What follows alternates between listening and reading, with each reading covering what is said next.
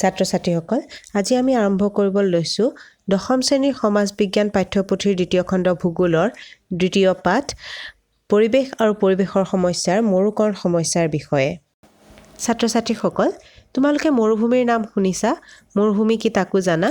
পৃথিৱীৰ বৃহত্তম মৰুভূমিখনৰ নাম সাহাৰা মৰুভূমি। ই আফ্ৰিকা মহাদেশত অৱস্থিত আৰু পৃথিৱীৰ বিশেষ কিছুমান অঞ্চলত প্ৰাকৃতিকভাৱে মৰুভূমিবিলাক অৱস্থিত। যেনেকৈ আমাৰ ভাৰতত অৱস্থিত আছে থৰ মৰুভূমি। আৰু মৰুভূমিত বৰষুণৰ পৰিমাণ অতিশয় কম আৰু বাষ্পীভৱন বেছি হয়। সেয়ে মৰুভূমিৰ পৰিৱেশ অতি শুকান, গছ-গছনিও কম আৰু মৰুভূমিবোৰে পৃথিৱীৰ স্থলভাগৰ প্ৰায় 20% সামৰি আছে। ইয়াৰ বিপৰীতে মেৰু অঞ্চলতো কিছুমান মৰুভূমি আছে যিবিলাক বৰফেৰে আবৃত হৈ থাকে। এই অঞ্চলবিলাকক শীতল মৰুভূমি বা কোল্ড ডেজাৰ্ট বুলি কোৱা হয়। পৃথিৱীৰ আটাইতকৈ বৃহৎ শীতল মৰুভূমিখন এণ্টাৰ্কটিকা মহাদেশত অৱস্থিত। এই আলোচনাত অৱশ্যে আমি ক্ৰান্তীয় অঞ্চলৰ উষ্ণ মৰুভূমিবিলাকৰ কথাহে বিবেচনা কৰিছোঁ। এইখিনিতে এটা কথা উনুকিয়াই থওঁ, মৰুভূমি বা মৰুকৰণ একে নহয়। মৰুকৰণ হৈছে এনে এটা প্ৰক্ৰিয়া যিয়ে ক্ৰান্তীয় অঞ্চলৰ উৎপাদনক্ষম ভূমিক মৰুভূমিত পৰিণত কৰে। অৰ্থাৎ যিবিলাক ঠাই আগতে উৎপাদনক্ষম আছিলে সেইবিলাক এতিয়া মৰুভূমিলৈ পৰিণত হৈছে। মৰুকৰণ শব্দটোৱে প্ৰকৃততে মৰুভূমিৰ কাষৰীয়া এলেকাবোৰলৈ মৰুভূমিৰ সম্প্ৰসাৰণ ঘটাটোকে বুজায় বা মৰুভূমি বহলি যোৱাটোকে বুজায়। এইখিনিতে উল্লেখযোগ্য যে যোৱাটো শতিকাৰ 70 দশকৰ প্ৰথম ভাগত আফ্ৰিকাৰ সাহাৰা মৰুভূমি অঞ্চলৰ পৰিৱেশ ইমানেই শুকান হৈছিল যে তাত বহুতো জীৱ-জন্তু মৃত্যুমুখত পৰিছিল। মানুহো বেয়াকৈ আক্ৰান্ত হৈছিল। আৰু এনে পৰিপ্ৰেক্ষিতত আফ্ৰিকান দেশৰ নাইৰোবিত 1977 চনত ৰাষ্ট্ৰসংঘৰ এক সন্মিলন অনুষ্ঠিত হৈছিল আৰু তাত মৰুকৰণ সম্বন্ধীয় এই সন্মিলনে মৰুকৰণৰ প্ৰক্ৰিয়াৰ এটা সংজ্ঞা দিছিল। এই সংজ্ঞা অনুযায়ী মৰুকৰণ এনে এটা প্ৰক্ৰিয়া যিয়ে ভূমিৰ জৈৱিক সম্ভাৱনা বা ক্ষমতা বিনষ্ট কৰি অৱশেষত মৰুসদৃশ অৱস্থাৰ সৃষ্টি কৰে। মৰুকৰণ প্ৰক্ৰিয়াই ভূমিৰ উৎপাদিকা শক্তি হ্ৰাস কৰে আৰু মৰুভূমিৰ কাষৰীয়া বা দূৰৰ ভূমিভাগকো মৰুভূমিলৈ ৰূপান্তৰ কৰিব পাৰে। অৰ্থাৎ এই প্ৰক্ৰিয়াই মৰুভূমিবিলাকৰ সম্প্ৰসাৰণ ঘটায় আৰু নতুন নতুন ঠাইক মৰুভূমিলৈ ৰূপান্তৰিত কৰে। আৰু সম্প্ৰতি পৃথিৱীৰ স্থলভাগৰ প্ৰায় 35% ভূমি মৰুকৰণ প্ৰক্ৰিয়াৰ কবলত পৰিছে। এতিয়া কথা হ'ল এই মৰুকৰণ প্ৰক্ৰিয়াৰ কাৰকসমূহ কি? ইয়াৰ বিভিন্ন ধৰণৰ প্ৰাকৃতিক আৰু মানৱসৃষ্ট কাৰক আছে। প্ৰাকৃতিক কাৰকৰ ভিতৰত খৰাং বতৰ আৰু গোলকীয় উত্তাপ বৃদ্ধিয়েই প্ৰধান কাৰণ।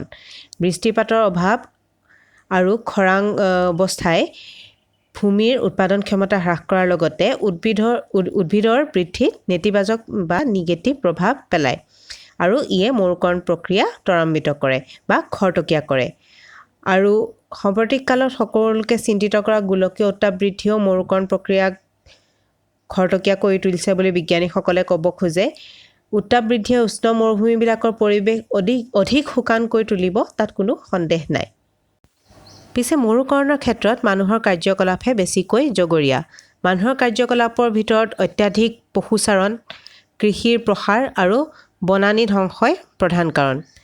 আৰু সাম্প্ৰতিক কালত ঘটা দ্ৰুত জনসংখ্যা বৃদ্ধিয়েও মৰু আৰু মৰুপ্ৰায় অঞ্চলবিলাকত মানুহৰ হেঁচা বঢ়াইছে। মৰুভূমিৰ প্ৰসাৰ ঘটাত এই হেঁচাই যথেষ্ট সহায় কৰিছে। জনসংখ্যা বৃদ্ধিয়ে পৰিৱেশত কেনেকুৱা ধৰণৰ প্ৰভাৱ পেলায় এই বিষয়ে আমি আগতেও পঢ়ি আহিছোঁ। উত্তৰ আমেৰিকা মহাদেশত মৰুকৰণৰ দ্বাৰা ক্ষতিগ্ৰস্ত হোৱা ভূমিৰ পৰিমাণ আটাইতকৈ বেছি। মহাদেশখনৰ প্ৰায় 27% ভূমি মৰুকৰণৰ দ্বাৰা আক্ৰান্ত হৈছে। তাৰ পিছতে দক্ষিণ আমেৰিকা, এছিয়া, আফ্ৰিকা, অষ্ট্ৰেলিয়া আৰু এই দেশবিলাকৰ অনুপাত ক্ৰমে 22%, 20%, 18% আৰু 8%। ভাৰতৰো উত্তৰ-পশ্চিম ভাগত বৰষুণ কম হোৱা এলেকাবিলাক মৰুকৰণৰ কবলত পৰিছে। মৰুকৰণজনিত সমস্যাৰ সমাধান সমগ্ৰ বিশ্ববাসীৰ সন্মুখত এতিয়া এটা জটিল প্ৰত্যাহ্বান। আন্তৰ্জাতিক সহযোগ অবিহনে এই সমস্যাৰ সমাধান সম্ভৱ নহয়। আৰু গোলকীয় উত্তাপ বৃদ্ধিৰ দৰে প্ৰক্ৰিয়াৰ লগত জড়িত থকাৰ কাৰণে মৰুকৰণ সমস্যা ক্ৰমে জটিল হৈ পৰিছে। কিন্তু মানুহৰ কাৰ্যাৱলী প্ৰকৃতিৰ বিৰুদ্ধ যেতিয়ালৈকে হৈ থাকিব, ভৱিষ্যতে এই সমস্যাৰ সমাধানো তেনেকৈয়ে জটিল হৈ গৈ থাকিব। সেয়েহে মৰুকৰণ উষ্ণৰ ৰোধৰ প্ৰচেষ্টাও মানুহে হাতত ল'ব লাগিব। তাৰ লগতে আমি বুজি পাব লাগিব গোলকীয় উত্তাপ বৃদ্ধি মানেনো কি। ছাত্ৰ ছাত্ৰীসকল, তোমালোকে গোলকীয় উত্তাপ বৃদ্ধি বা গ্লোবেল ৱাৰ্মিঙৰ নাম শুনিছা। আমাৰ পৃথিৱীখনৰ বয়স প্ৰায় 4,600 নিযুত বছৰ। আৰু এই ইমান দীঘলীয়া পৃথিৱীৰ যি ইতিহাস, তাত নানা ধৰণৰ পৰিৱৰ্তন ঘটিছে। ইয়াৰ পৰিৱেশৰ মাটি, পানী, বায়ু, জীৱ আদি যিবিলাক উপাদান আছে, এইবিলাকো পৰিৱৰ্তনৰ সন্মুখীন হৈছে। এই পৰিৱৰ্তনবিলাকৰ কাৰণ আছিল আগতে মূলতঃ প্ৰাকৃতিক, কিন্তু এতিয়া শেহতীয়াকৈ পৃথিৱীৰ পৰিৱেশৰ যিবোৰ পৰিৱৰ্তন ঘটিছে, সেইবিলাক বেছিভাগেই মানুহৰ দ্বাৰা সৃষ্টি।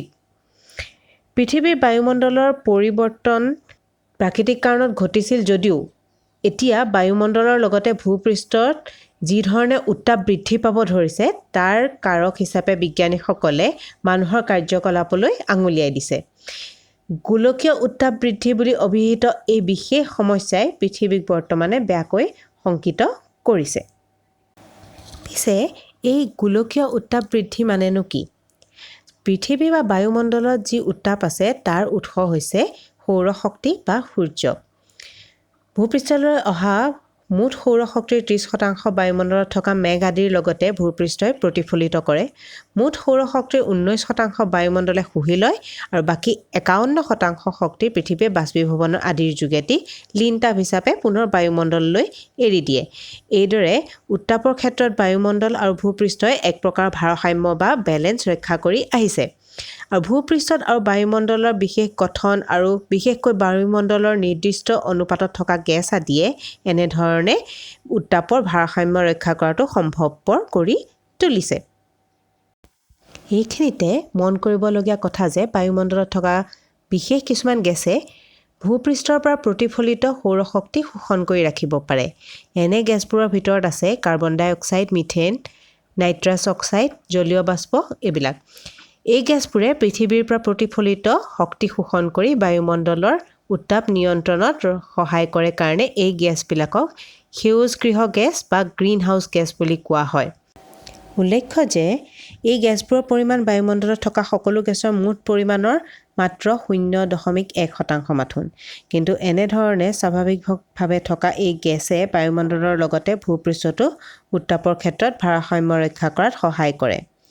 কিন্তু যিকোনো কাৰণতে বায়ুমণ্ডলত এই গেছবিলাকৰ স্থিতিৰ তাৰতম্য ঘটিলে উত্তাপৰ স্বাভাৱিক অৱস্থাৰ পৰিৱৰ্তন ঘটে। বায়ুমণ্ডলত সেউজগৃহ গেছৰ পৰিমাণ বাঢ়িলে সাধাৰণতে বায়ুমণ্ডলৰ উত্তাপ বাঢ়ে। বৰ্তমানে পৰিৱেশৰ যিবোৰ সমস্যাই মানৱ সমাজক অতি উদ্বিগ্ন কৰি তুলিছে, চিন্তিত কৰি তুলিছে, তাৰ ভিতৰত ভূপৃষ্ঠ আৰু বায়ুমণ্ডলৰ উত্তাপ বৃদ্ধিৰ সমস্যাটো প্ৰধান। এইটো এটা বিশ্বব্যাপী অনুভূত সমস্যা আৰু ইয়াৰ লগতে সমগ্ৰ জীৱজগতত বৰ্তি থকাৰ প্ৰশ্ন জড়িত হৈ আছে। সেইকাৰণে শিক্ষা, দীক্ষা, প্ৰশাসন, ৰাজনীতি, অৰ্থনীতি আদি সকলো ক্ষেত্ৰতে আজি গোলকীয় উত্তাপ বৃদ্ধিৰ কথাটো এটা প্ৰধান আলোচ্য বিষয় হৈ পৰিছে। ওপৰ চিত্ৰখনত চোৱাচোন কেনেকৈ গ্ৰীণ হাউচ গেছসমূহে সূৰ্যৰ শক্তি আমাৰ বায়ুমণ্ডলত ধৰি ৰাখিছে। যদি এই গ্ৰীণ হাউচ গেছ বা সেউজগৃহ গেছসমূহ যদি বৃদ্ধি পায়, তেন্তে বায়ুমণ্ডলৰ ভিতৰত ধৰি ৰখা সূৰ্যৰ উত্তাপৰ পৰিমাণো বাঢ়িব।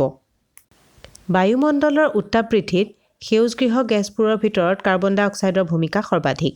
আমি সকলোৱে জানো যে শিল্প বিপ্লৱৰ পৰৱৰ্তী কালত জীৱাশ্ম ইন্ধনৰ ব্যৱহাৰ অৰ্থাৎ কয়লাৰ দৰে ইন্ধনৰ ব্যৱহাৰ বৃদ্ধি পাবলৈ ধৰে আৰু কিছুমান উদ্যোগৰ চাহিদা পূৰণ কৰিবলৈ গছ-গছনি ধ্বংস কাৰ্যও বাঢ়ে। ইয়াৰ পৰিণতি স্বৰূপে বায়ুমণ্ডলত কাৰ্বন ডাই অক্সাইড গেছৰ পৰিমাণ বৃদ্ধি পাবলৈ ধৰিলে। মানুহৰ কাৰ্যাৱলীৰ লগতে আগ্নেয়গিৰি উদগিৰণেও বায়ুমণ্ডলত সেউজগৃহ গেছৰ পৰিমাণ বৃদ্ধি কৰে। এইদৰে যোৱা প্ৰায় 150 বছৰৰ ভিতৰত বায়ুমণ্ডলত কেৱল কাৰ্বন ডাই অক্সাইড গেছৰ পৰিমাণ প্ৰায় 30% বৃদ্ধি পাইছে। তদুপৰি বায়ুমণ্ডলত মিথেন, নাইট্ৰাছ অক্সাইড, ক্ল'ৰ'ফ্ল'ৰ'কাৰ্বন আদি গেছৰ পৰিমাণো বাঢ়িছে। এই আটাইবোৰ গেছে ক্ৰমে অধিক মাত্ৰাত শক্তি ধৰি ৰাখি বায়ুমণ্ডলৰ লগতে ভূপৃষ্ঠৰ উত্তাপ কিছু হ'লেও বৃদ্ধি কৰিছে। এই কথা ইতিমধ্যে প্ৰতিপন্ন হৈছে যে শিল্প বিপ্লৱৰ পূৰ্বৰ অৱস্থাতকৈ ভূপৃষ্ঠৰ গড় উত্তাপ প্ৰায় 0.76 ডিগ্ৰী চেলছিয়াছ বাঢ়িছে। ইয়াৰ লগতে অনুমান কৰা হৈছে যে চলিত শতিকাৰ শেষলৈ ভূপৃষ্ঠৰ উত্তাপ প্ৰায় 5.8 ডিগ্ৰী চেলছিয়াছ বাঢ়িব।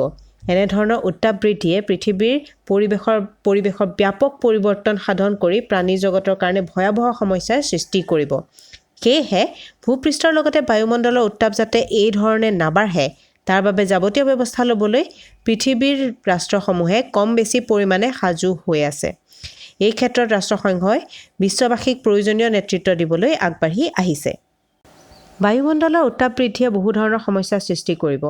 তাৰ ভিতৰত মেৰু অঞ্চলৰ বিশাল বৰফস্তূপৰ গলন আৰু তাৰ লগতে সাগৰ পৃষ্ঠৰ উত্থান অৰ্থাৎ বৃদ্ধি, উদ্ভিদ আৰু প্ৰাণী জগতৰ জন্ম বৃদ্ধি আৰু ভৌগোলিক বিতৰণৰ পৰিৱৰ্তন, শস্য উৎপাদন হ্ৰাস আৰু মৰুকৰণ আদি প্ৰধান।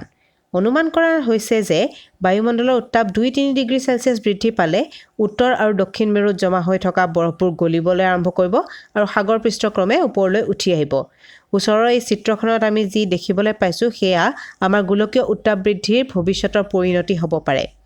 এনেদৰে সাগৰ পৃষ্ঠ বৰ্তমানতকৈ যদি 1 মিটাৰ ওপৰলৈ উঠি আহে তেন্তে পৃথিৱীৰ উপকূল অঞ্চলৰ প্ৰায় 5 নিযুত বৰ্গ কিলোমিটাৰ পৰিমাণৰ ভূমি জলমগ্ন হ'ব। লগতে বহুতো জনবসতিপূৰ্ণ দ্বীপ, ব-দ্বীপ, প্ৰবাল দ্বীপ আদি পানীত বুৰ যাব। সুখৰ বিষয় যে ভৱিষ্যতে হ'ব পৰা এনেধৰণৰ সমস্যাৰ প্ৰতি বিশ্ববাসী সজাগ হৈছে আৰু সমন্বিত প্ৰচেষ্টাৰে গোলকীয় উত্তাপ বৃদ্ধি ৰোধ কৰিবলৈ যাৱতীয় ব্যৱস্থা গ্ৰহণ কৰিবলৈ ৰাষ্ট্ৰসমূহে সহমত প্ৰকাশ কৰিছে। ছাত্ৰ-ছাত্ৰীসকল, এয়া আছিল আমাৰ পৰিৱেশ আৰু পৰিৱেশৰ সমস্যা পাঠটিৰ আলোচনাৰ তৃতীয় তথা অন্তিম ভাগ। আশা কৰিছোঁ তোমালোকে পাঠটি বুজি পাইছা আৰু ইয়াৰ পিছতে আমি এই পাঠৰ প্ৰশ্নোত্তৰসমূহ আলোচনা কৰিম। আজিলৈ সামৰিছোঁ। ধন্যবাদ।